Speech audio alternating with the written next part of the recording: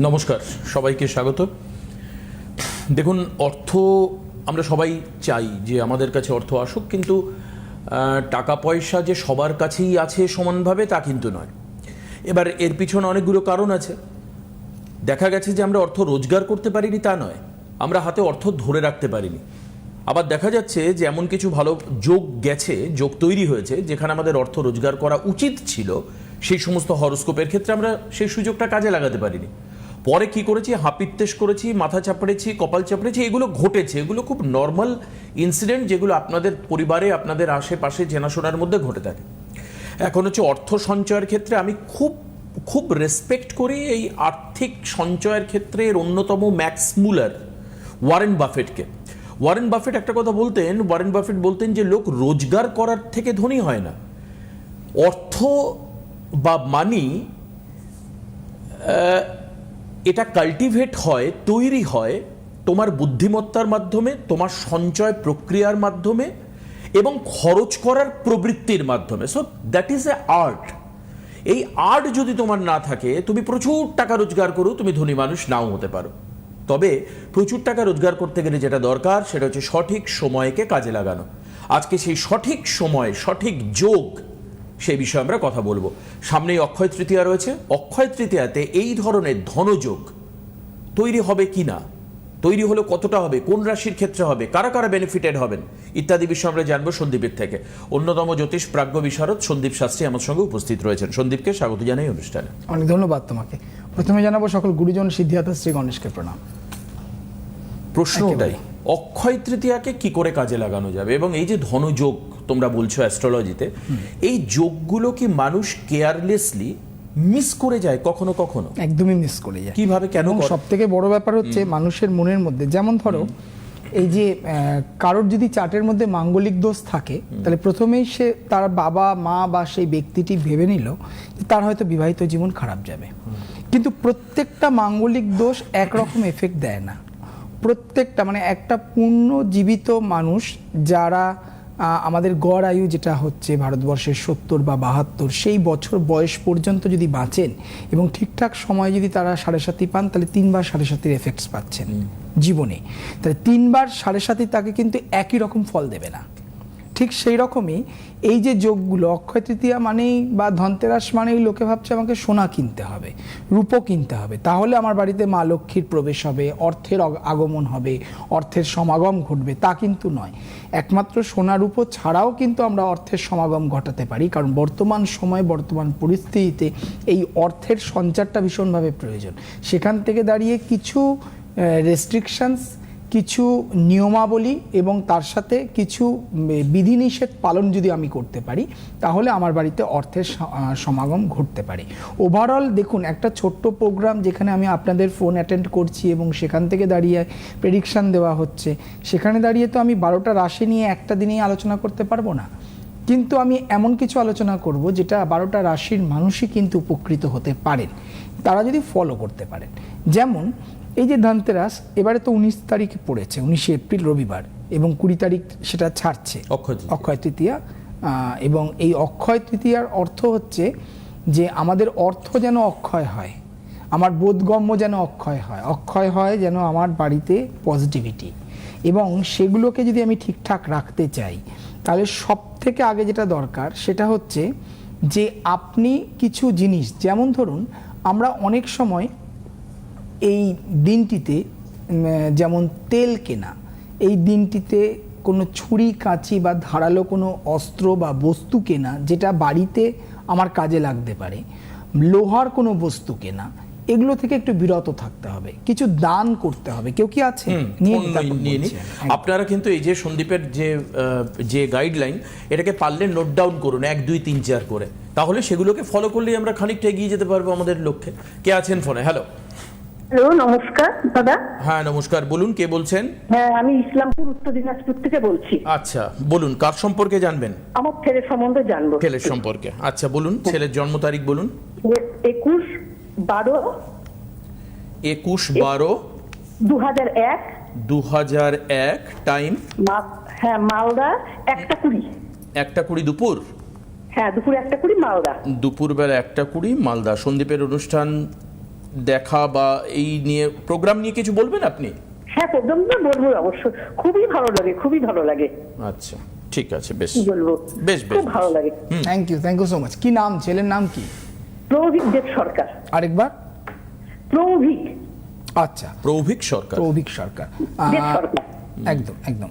21শে December 2001 বলেন, শুক্রবার ছিল জন্মবার, তাই তো? হ্যাঁ হ্যাঁ হ্যাঁ হ্যাঁ, শুক্রবার। মেষ লগ্ন, কুম্ভ রাশি, শতভিষা নক্ষত্র, রাক্ষসগণ বা দেবাড়িগণ, জানা ছিল?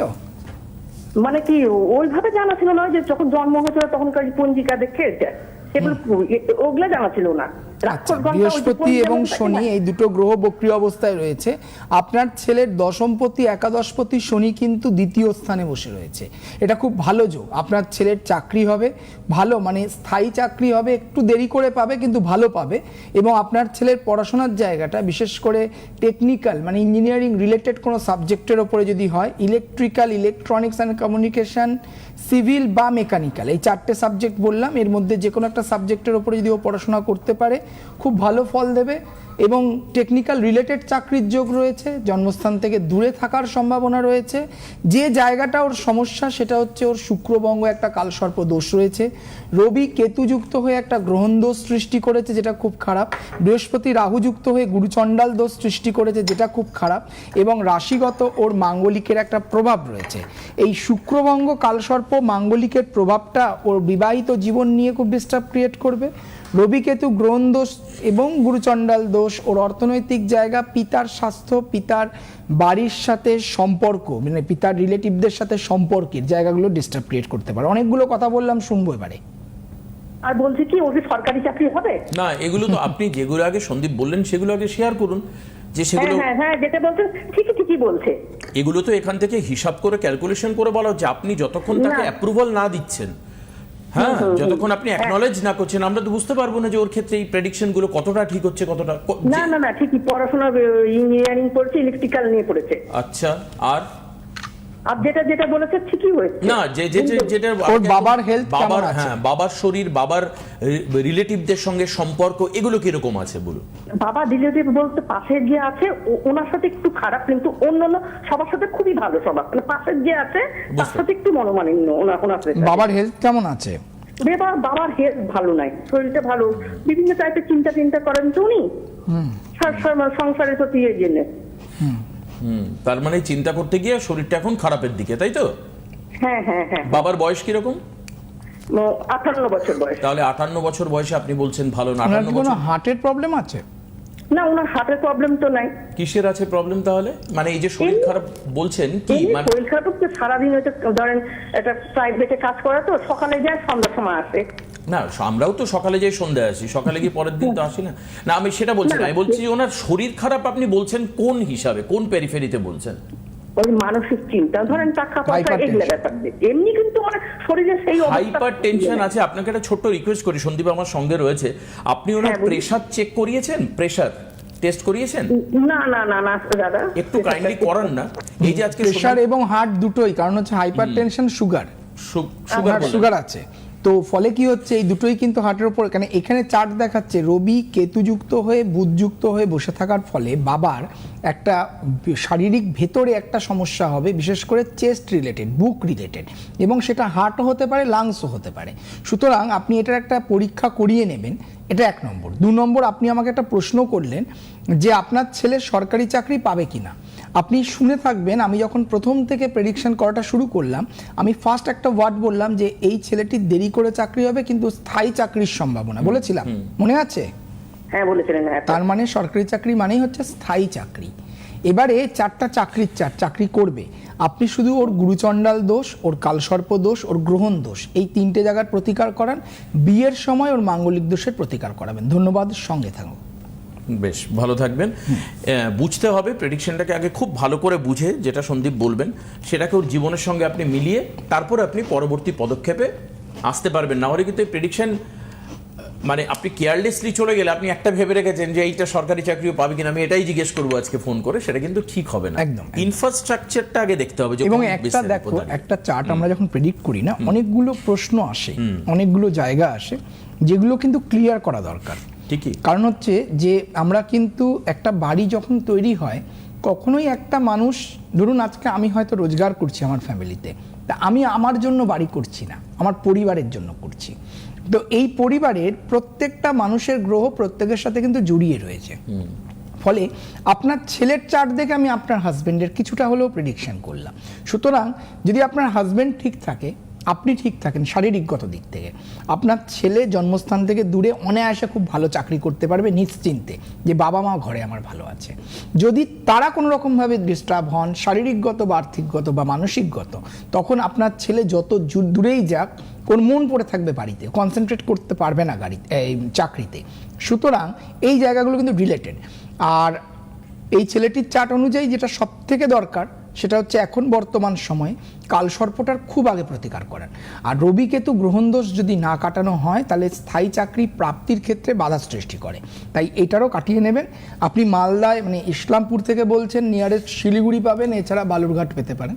আর একটা কথা বলে রাখবো, সেটা হচ্ছে যে যেহেতু 19 তারিখে অক্ষয় তৃতীয়া যোগে আমরা কিন্তু বিশেষ করে যারা ব্যবসার সঙ্গে যুক্ত, বিশেষ করে যারা চাকরির সঙ্গে, চাকরির উন্নতির ক্ষেত্রে ডিস্টার্ব হচ্ছে তারা, যারা চাকরির সঙ্গে সরকারি বা বেসরকারি চাকরির সঙ্গে যুক্ত, যারা ক্রিয়েটিভ লাইনের সঙ্গে যুক্ত বা বিভিন্ন প্রফেশনাল পেশায় যারা যুক্ত, তারা কিন্তু এই সময় প্রতিকারটা করাবেন। অক্ষয় তৃতীয়ায় অর্থের উন্নতি যারা চাইছেন, আমরা প্রত্যেকটা মানুষ চাই, কিন্তু সোর্স অফ ইনকাম যিনি করছেন, কেউ ব্যবসায়, কেউ চাকরিতে, কেউ বলছে আমি খুব ভালো গান করি, তার একটা ভালো প্রোগ্রাম পাচ্ছি না, নাচের প্রোগ্রাম পাচ্ছি না, কেউ কারাটে শেখায়, কেউ বিভিন্ন প্রফেশনাল জায়গায় যারা রয়েছেন, তারা এই সময় প্রতিকার প্রতিবিধান করাবেন। কারণ এই সময় প্রতিকার প্রতিবিধানটা কিন্তু অর্থের দিক থেকে খুব ভালো কাজ করে আর বাস্তুর দিক থেকে খুব ভালো কাজ করে। কারণ এই সময় কিন্তু মা লক্ষ্মী আর কুবেরের পুজো হয়। এই কুবের এবং মা লক্ষ্মীর পুজো কিন্তু আমরা সবাই জানি যে অর্থের আগমনের জন্য হচ্ছে। সুতরাং এই সময়টাকে কাজে লাগানোটা খুব দরকার। বছরের কয়েকটা সময়, কয়েকটা তিথি আমরা পাই যেগুলো কাজে লাগালে আমরা কিন্তু একদম আমাদের জীবনটাকে খুব তাড়াতাড়ি পরিবর্তিত করতে পারি। আপনাদেরকে যে আপনার জন্য বলে রাখি, শিলিগুড়ির চেম্বার হচ্ছে 29 তারিখে রয়েছে আর বালুরঘাটের চেম্বার হচ্ছে 13 তারিখ। দেখুন, চেম্বারগুলো মাথায় রাখবেন যে অক্ষয় তৃতীয়ার যে শুভ যোগ বা মুহূর্তের কথা সন্দীপ বলছেন, সেগুলো পেতে গেলে আপনাকে 19 তারিখের আগে সমস্ত চেম্বারে অক্ষয় তৃতীয়ার জন্যই স্পেশাল বুকিং নেওয়া হবে। একটু আমি বলে দিই সেগুলো। 10 তারিখ হচ্ছে আসানসোল চেম্বার, 11 তারিখ হাজরা, 12 তারিখ হচ্ছে রামপুরহাট, 13 তারিখে হচ্ছে বালুরঘাট, 14 তারিখ অন্ডাল, 16 তারিখ সিউড়ি, 17 তারিখ বোলপুর, 18 তারিখ হাওড়া এবং 19 তারিখ হচ্ছে বর্ধমানের চেম্বার। অর্থাৎ যে চেম্বারগুলোতে বুক করলে দেখালে আপনি অক্ষয় তৃতীয়ার দিনে যে মাঙ্গলিক প্রতিকারের কথা সন্দীপ বলছেন বা যে প্রতিকারের উল্লেখ করছেন, কুবের এবং লক্ষ্মীর পুজোর কথা এবং প্রতিকার এর সঙ্গে যুক্ত, সেগুলো আপনি করতে পারবেন। কবে 10 তারিখ হচ্ছে আসানসোল, 11 তারিখ হচ্ছে হাজরার জন্য বুক করতে পারেন কলকাতায়, 12 তারিখ হচ্ছে বীরভূমের রামপুরহাটের জন্য বুক করতে পারেন, বালুরঘাটের জন্য দিনাজপুরের বালুরঘাট 13 তারিখে বুক করতে পারেন, অন্ডাল বর্ধমানে 14 তারিখে বুক করতে পারেন, সিউড়ি হচ্ছে বীরভূমে সিউড়ির জন্য আপনি 16 তারিখ বুক করতে পারেন, বীরভূমের বোলপুর আরেকটা চেম্বার যার জন্য আপনি 17 তারিখ বুক করতে পারেন, হাওড়া জেলার হাওড়া প্রপারের চেম্বার 18 তারিখে বুক করতে পারেন, আর বর্ধমান জেলার বর্ধমান চেম্বার প্রপারে 19 তারিখের জন্য এই চেম্বার বুক করতে পারেন। বুক করার জন্য যে নাম্বারগুলো আপনাকে ফোন করতে হবে সেগুলো হচ্ছে 9932337820। দেখুন টেলিভিশন স্ক্রিনে যাচ্ছে যে কোনায় এই নাম্বারগুলো, যেগুলো আমি হাত দিয়ে দেখাচ্ছি, যেখানে লালের মধ্যে হলুদ দিয়ে লেখা আছে 9851815653, 8900394947 এবং 8798356920। সব নাম্বারই দেওয়া রয়েছে নিচে স্ক্রিনে, এখান থেকে একটু নোট করে নিন। সন্দীপ, আমরা শুনছিলাম বেশ কিছু নিয়মের কথা, যেই নিয়ম আমাদের অর্থ আনতে সাহায্য করে, বিশেষত অক্ষয় তৃতীয়া। তুমি বলছিলে কিছু গাইডলাইন। একদম সোনার উপর জায়গায় আমরা কি কিনতে পারি, সেখান থেকে দাঁড়িয়ে খুব ভালো হয়, মানে এটা শুভত্বের প্রতীক হিসেবে আমি বলছি, রক সল্ট বা সন্দক লবণ এই দিনটা কিনতে পারেন। এই দিন কিনলে খুব ভালো হয় যদি আপনি ঋণ মুক্তি করতে চাইছেন বা বাড়িতে পজিটিভ এনার্জি বাড়াতে চাইছেন, তাহলে একটু তুলো কিনুন। তুলো কিনে আপনি কাজে লাগাবেন তুলোটাকে। কেউ হয়তো ঠাকুরের প্রদীপের সলতি হিসেবে কাজে লাগাচ্ছেন, কেউ তুলো কিনে বালিশ তৈরি করছেন। যে কোনো কাজে লাগাবার জন্য তুলো একটু হলেও কিনবেন, খুব ভালো কাজ দেবে। আরেকটা জিনিস যেটা হবে সেটা হচ্ছে, আমরা আগের দিনও আমি বলেছিলাম জব এবং সর্ষে সাদা সর্ষে হলুদ রঙের সর্ষে যেটাকে বলা হয় আর কি, সেই সর্ষে কিনবেন। অনেকটা কাজ দেবে, কোনো কোয়ান্টিটির ব্যাপার নেই, নিজের মনের অনুযায়ী কিনবেন, যতটুকুনি কিনতে পারেন, এবং সেটি অক্ষয় তৃতীয়ার দিন রেখে পরে কিন্তু কাজে লাগিয়ে দেবেন। সেটা আপনার ইচ্ছে হলে আপনি গাছেও মানে মাটিতেও ফেলে দিতে পারেন, অথবা নিরামিষ রান্নায় ব্যবহার করতে পারেন। কেউ আছেন আবার? কে রয়েছেন ফোনে? হ্যালো। হ্যালো, হ্যাঁ বলুন, কে বলছেন? আমি বেহালা থেকে বলছি। বেহালা, কার সম্পর্কে জানবেন? আমার মেয়ের সম্বন্ধে। বলুন, মেয়ের জন্ম তারিখ বলুন। 1989 দোসরা জুন। 2রা জুন হ্যাঁ হ্যাঁ 1989। হ্যাঁ হ্যাঁ, টাইম বলুন। বিকেল 3:30, বিকেল 3:30। জন্মস্থান কোথায়? কলকাতা। কলকাতাতে। বেশ। প্রোগ্রাম দেখেন রেগুলার? হ্যাঁ, ভীষণ ভালো লাগে সন্দীপকে। ঠিক আছে, বেশ। ধন্যবাদ, ধন্যবাদ আপনাকে। কি নাম, মেয়ের নাম কি? Doita Sen, Sen Saha. Joyita? Doita, D D. D, আচ্ছা। শুক্রবার ছিল জন্মবার, তাই তো? হ্যাঁ হ্যাঁ, তুলা লগ্ন, মেষ রাশি, কৃত্তিকা নক্ষত্র, রাক্ষসগণ বা দেবগণ আপনার মেয়ে, জানা ছিল? হ্যাঁ হ্যাঁ। বেশ। বুধ এখানে বক্রী অবস্থায় রয়েছে, শনি এখানে বক্রী অবস্থায় রয়েছে। একটা কথা বলি, সেটা হচ্ছে যে আপনার মেয়ের রাশির ওপরে বর্তমান শনির 7.5 প্রভাব শুরু হয়ে গেছে। এই শনির 7.5 যে প্রভাব শুরু হয়েছে, এইটা সবে ধরুন মোটামুটি 1 বছরও পেরোলো, এখনো 6.5 বছর ওকে পেরোতে হবে। এবং বর্তমান সময়ে ওর কিন্তু পাশাপাশি কেরিয়ারের একটা মোক্ষম টাইম এখন চলছে। এই মোক্ষম টাইমটা কি, যেটা হচ্ছে যে ওর চার্ট অনুযায়ী ওর পড়াশোনার জায়গাটা মেডিকেল অথবা মেডিকেল ওরিয়েন্টেড কোনো লাইন নিয়ে যদি ও পড়াশোনা করে, মেডিকেল ওরিয়েন্টেড লাইন যেমন হচ্ছে, হ্যাঁ আমি বলে নিই, বিএসসি নার্সিং হতে পারে, বি ফার্ম হতে পারে, মাইক্রোবায়োলজি হতে পারে, বায়ো ইনফরমেটিক্স হতে পারে, বায়োটেকনোলজি হতে পারে, এই ধরনের সাবজেক্টগুলো ওর জন্য বেটার। এবং জন্মস্থান থেকে দূরে আপনার মেয়েও থাকবে। বিয়ের ক্ষেত্রে বা বিবাহিত লাইফের ক্ষেত্রে বর্তমান সময়ে একটু সমস্যা যাবে, আর প্রচণ্ড অর্থ হাত থেকে বেরিয়ে যাবে, একটা ধননাশ যোগ রয়েছে, অর্থহানির সম্ভাবনা রয়েছে। একটু শেয়ার করুন আপনি। হ্যাঁ হ্যাঁ, কি বলছো? ও এম ফার্মা, বুঝেছো? এম ফার্ম, তার মানে তো মেডিকেল ওরিয়েন্টেড লাইনই হয়ে গেল। ঠিক আছে, খুব ভালো সাবজেক্ট চুজ করেছে। তারপরে শুনি চাকরি তারপরে ও করছে, চাকরিও করতো, সিকিমে টরেন্টে চাকরি করতো। জন্মস্থান থেকে দূরে। হ্যাঁ, তারপরে ও বাচ্চা আসার পরে সেই চাকরি, ওর হাজবেন্ড মানে বাচ্চা ছোট বলে ও চাকরি ছেড়ে দিয়ে কলকাতায় চলে আসে। তারপর এখন তো ইন্টারভিউ দিয়েই যাচ্ছে, চাকরি আর হচ্ছে না। কবে ও ছেড়ে এসছে চাকরি? ছেড়ে এসছে তাও 5 বছর হয়ে গেল। আচ্ছা, আর বাচ্চা কবে হয়েছে? বাচ্চার 7 বছর বয়স। 7 হ্যাঁ, হ্যাঁ। তার তো বাচ্চা হওয়ার জন্য তো নয়, বাচ্চা তো হয়ে যাওয়ার সময় বাচ্চা হলো, বাচ্চা হয়ে বাচ্চা 2 বছর বড় হলো। 7 বছর ধরো বাচ্চার বয়স আর ওর চাকরি। দেখুন, একটা কথা বলি আমি আপনাকে, বর্তমান আমি আপনাকে কিছুক্ষণ আগেই বলছিলাম যে শনির 7.5 চলছে। এই 7.5 ফেজে চাকরি পাওয়াটা ওর জন্য খুব মারাত্মক প্রবলেমেটিক হয়ে যাবে। এবং সব থেকে বড় ভুল করলো সেটা হচ্ছে, আমরা জানি যারাই এই ফার্মা লাইনে রয়েছে, মানে মেডিসিন লাইনে যারা রয়েছেন, তাদের কিন্তু বেস্ট জায়গা আমাদের কিন্তু এই গ্যাংটক বা সিকিম, তাই তো? কারণ ওখানে বিভিন্ন ফার্মার কোম্পানিগুলো রয়েছে, এবং সেখান থেকে সেই জায়গাটা যেটা আর কি রুট, সেই জায়গাটা থেকে ছেড়েও চলে এলো। এটা ওকে কে নিয়ে আসা করালো? এটা নিয়ে আসা করালো গ্রহ। কারণ আপনার মেয়ের চার্টে একটি শনিভঙ্গ কালসর্পদোষ রয়েছে। এটা কি করলো? এটা ওর মতের জায়গা, ওর মনের জায়গা, ওর সিদ্ধান্তের জায়গা ডিস্টার্ব ক্রিয়েট করছে। ও এখন কি হচ্ছে, এখন প্রচণ্ড পরিশ্রম করছে, খুঁজছে, কিন্তু পাচ্ছে না একমাত্র 7.5 কারণে। শনির 7.5 প্রতিকার করান, ধননাশ যোগের প্রতিকার করান, আর আপনার মেয়েকে বলুন জন্মস্থান থেকে মানে কলকাতার বাইরে চাকরির জন্য খুঁজতে। কারণ এই বছর জুন মাসের পর থেকে একটা ভালো চাকরির যোগ রয়েছে, জুন টু নভেম্বর, এই যে 3 মাসের জায়গা বলছি, খুব ভালো সময়। এবং 2029 সালের মে মাস পর্যন্ত ওকে বাড়ির বাইরে বা জন্মস্থান থেকে দূরেই থাকতে হবে। যদি থাকতে পারে ওর জন্য বেটার। ধন্যবাদ, সঙ্গে থাকুন। বুঝতে পেরেছেন? যদি মনে হয় যে আপনি যোগাযোগ করবেন, তাহলে আপনি বুকিং নাম্বার টিভি স্ক্রিনে রয়েছে, এখান থেকে বুক করে নিতে পারেন। আপনি ফেসবুকে লাইভ প্রোগ্রাম সন্দীপের দেখতে পারেন। এছাড়া ইউটিউবেও আপনি এই যে হয়ে যাওয়া প্রোগ্রামগুলো আমরা আপলোড করে দিই, এগুলো পরে আরেকবার দেখে নিতে পারেন। সেখানে আপনি যে কথা বলছেন সেই কথার টোটাল রেকর্ডিং যেভাবে হচ্ছে সেইভাবেই থাকবে, আপনি সেখান থেকেও দেখে নিতে পারেন কি সন্দীপ বলছেন, কি গাইডলাইন দিচ্ছে। আরও আরেকজন রয়েছেন ফোনে, সন্দীপ নিয়ে কে আছেন ফোনে? হ্যালো। হ্যালো, হ্যাঁ, কোথা থেকে বলছেন? আমি ডানকুনি চণ্ডীতলা থেকে বলছি। ডানকুনি, আজকে কার সম্পর্কে জানতে ফোন করেছেন? আমার মেয়ে। বলুন, আপনার মেয়ের জন্ম তারিখ বলুন। 14 এপ্রিল 2003। 14 এপ্রিল 2003। জন্মের সময়টা বলুন। বিকেল 4:28। বিকেল 4:28। জন্মস্থান কোথায়? কলকাতা। কলকাতা। কলকাতা। আপনার মেয়ের নাম? অনুষ্কা ব্যানার্জি। অনুষ্কা ব্যানার্জি, বেশ। সোমবার ছিল, হ্যাঁ। কন্যা লগ্ন, সিংহ রাশি, উত্তর ফাল্গুনী নক্ষত্র, নরগণ, জানা ছিল? না না। আচ্ছা, সিংহ রাশির ওপরে কিন্তু বর্তমান শনির ধাইয়া, শনির 2.5 বছরের একটা ফের চলছে। রবি বুধ যুক্ত হয়ে বসে রয়েছে, বুধাদিত্য যোগ সৃষ্টি করেছে, কিন্তু অষ্টম স্থান মানে ঘাতক স্থানে।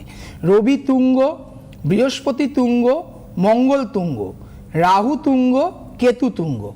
এত তুঙ্গস্থ গ্রহ যার চার্টে থাকে তার জীবন কিন্তু অনেক টালমাটাল চলে, বিশেষ করে কেরিয়ার বলুন, বিবাহিত লাইফ বলুন, অর্থনৈতিক উন্নতি বলুন, এই সমস্ত জায়গা থেকে। এটা কম্পিউটারের যে কোনো লাইন নিয়ে যদি ও পড়াশোনা করে অথবা ম্যানেজমেন্ট ওরিয়েন্টেড কোনো লাইন নিয়ে যদি ও পড়াশোনা করে তাহলে ওর ক্ষেত্রে উচ্চশিক্ষার যোগ রয়েছে। চাকরি আপনার মেয়ে পাবে, কিন্তু নিজের দিক থেকে কখনোই ও স্যাটিসফাইড হতে পারবে না।